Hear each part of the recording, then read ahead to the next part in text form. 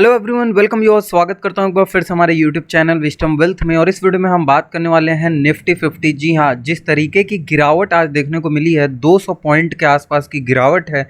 क्या अब हमको स्टॉक्स में धीरे धीरे निवेश करना चाहिए या नहीं करना चाहिए, बाइंग अपॉर्चुनिटी बनेगी या नहीं बनेगी, तो सारे विषयों में बात करेंगे इस वीडियो के माध्यम से। लेकिन उससे पहले एक छोटी सी रिक्वेस्ट है कि अगर आपने अभी चैनल को सब्सक्राइब नहीं किया है तो प्लीज़ सब्सक्राइब कर लीजिए, बेल नोटिफिकेशन ऑन कर लीजिए, जिससे कि सारे लेटेस्ट अपडेट आपको मिलती रहे।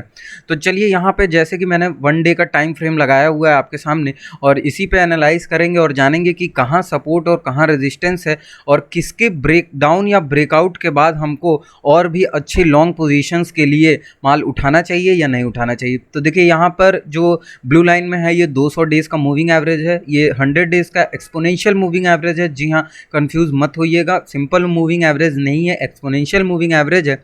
तो 200 डेज़ का ब्लू वाला है, और ये जो ऑरेंज है वो 100 डेज़ का, और ये 50 डेज़ का एक्सपोनेंशियल मूविंग एवरेज है।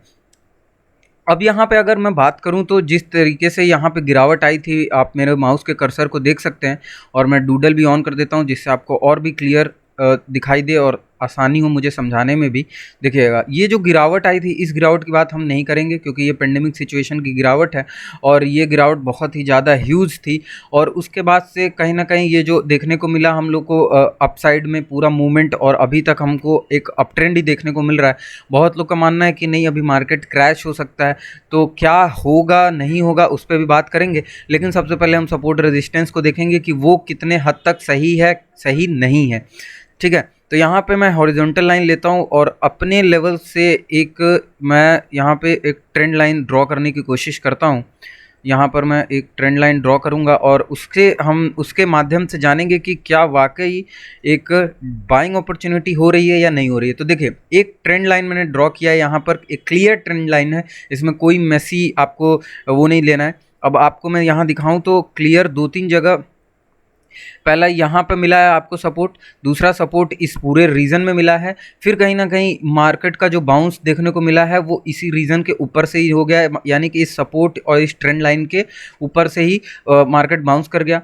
और अब अगर मैं बात करूँ तो वापस जो गिरावट और जो रीज़न तैयार हो रहा है, अगर मैं बोलूँ ऊपर के साइड में रेजिस्टेंस का, तो वो कहाँ आके बैठ सकता है या कहाँ आके सपोर्ट ले सकता है।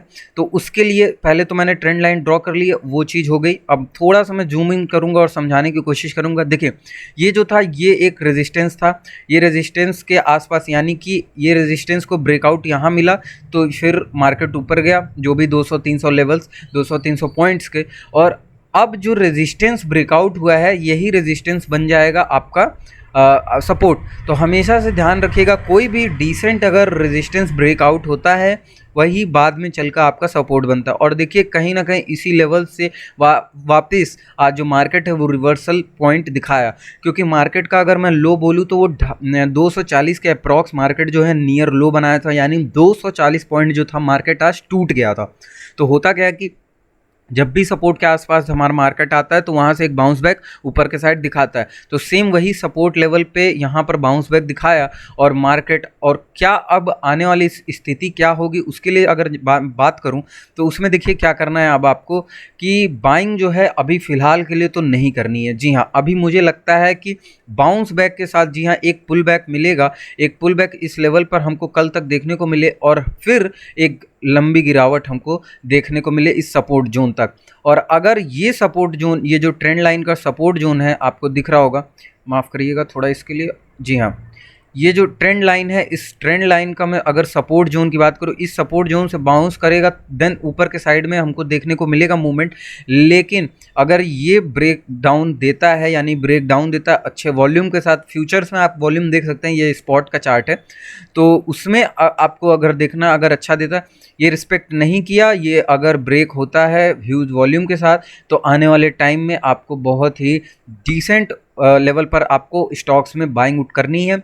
स्टॉक्स में अगर जिसको नहीं करनी है वो ETF ले सकता है। बैंक बीज में हमेशा इसे रिकमेंड करता हूँ, bank bees one of the best segment to invest, इसीलिए बैंक बीज करें, निफ्टी बीज करें, जिसमें आप अर्थव्यवस्था में डायरेक्ट पैसा लगाइए। डायरेक्ट कोई स्टॉक्स के क्वार्टरली रिजल्ट, फाइनेंशियल ईयर के रिजल्ट से आपको कोई मतलब नहीं है। डायरेक्टली आपको स्टॉक्स में ना लगाकर ETF में आप लगाएं, बैंक बीज और निफ्टी बीज में, तो ये सिनेरियो क्रिएट हो सकता है। अब देखिए आज के बाउंस बैक का दो रीज़न हो सकता है। दो रीज़न क्या, पहला तो ये रेजिस्टेंस जो सपोर्ट बना वो, दूसरा अगर मैं आपको दिखाऊं तो ये ब्लैक कलर की जो लाइन, जैसा मैंने बताया कि 200 डेज का मूविंग एवरेज है, तो कल अगर हमको गिरावट देखने को मिलती है तो इस 200 डेज के मूविंग एवरेज पर सपोर्ट हल्का फुल्का देखने को मिलेगा। और अगर ब्रेक करता है 200 डेज का मूविंग एवरेज तो हमको लगता है कि फिर ये जो ट्रेंड लाइन का सपोर्ट है वो भी ईजिली ब्रेक हो जाएगा और फिर हम कहीं आके रुकेंगे 100 डेज और 50 डेज के मूविंग एवरेज को। यानी कि ऑल इन ऑल जिनको ह्यूज अगर बल्क में मैं बोलूँ कि माल उठाना है तो वो वेट करें इस लेवल्स का। ये जो लेवल है 100 और 50 पूरा ब्रेक कर दे, पूरा जितना भी एक्सपोनेंशियल मूविंग है उसको ब्रेक करके अगर नीचे आ जाता है 3-4 ट्रेडिंग सेशन में या 5-7 ट्रेडिंग सेशन में, तब आप माल उठाएं स्टॉक्स में, क्योंकि स्टॉक भी साथ में बहुत गिरेंगे। जब अगर पूरा इंडेक्स गिर रहा है तो जाहिर सी बात है स्टॉक्स भी गिरेंगे, तब उसमें आपको धीरे धीरे पिरामिडिंग करते हुए अपना माल उठाना है। अदरवाइज अभी आपको 2-3 ट्रेडिंग सेशन रुकना है, 2-3 ट्रेडिंग सेशन में देखना है कि क्या बिहेव कर रहा है मार्केट। अगर 200 डेज के मूविंग एवरेज से ऊपर चला जाता है सपोर्ट लेकर तो आपको एक बाइंग अपॉर्चुनिटी मिलेगी। आपको थोड़ी सी 15% के हिसाब से मैं बोलूँगा कि केवल आपको डिप्लॉय करना है अपना कैपिटल, और उसके बाद अगर 15% पे लगता है कि नहीं बाउंस बैक आने वाला अच्छा सिनेरियो देखने को मिल रहा है तो आप उसमें अपना कॉन्स्टेंटली पिरामिडिंग करते चले जाइएगा। अदरवाइज ब्रेकडाउन देखने को मिलता है, क्योंकि देखिए प्राइस जो है कभी भी अगर गिरता है तो हम कहाँ तक वो गिर सकता है इसका कभी भी हम अनुमान नहीं लगा सकते हैं। ठीक है, ये एक रेजिस्टेंस था, अब सपोर्ट बना, ये सपोर्ट ब्रेक होता है, 200 डेज का मूविंग एवरेज ब्रेक होता है, तो मुझे लगता है कि आने वाले टाइम में बहुत ही डिसेंट एक रन देखने को मिलेगा डाउन साइड में।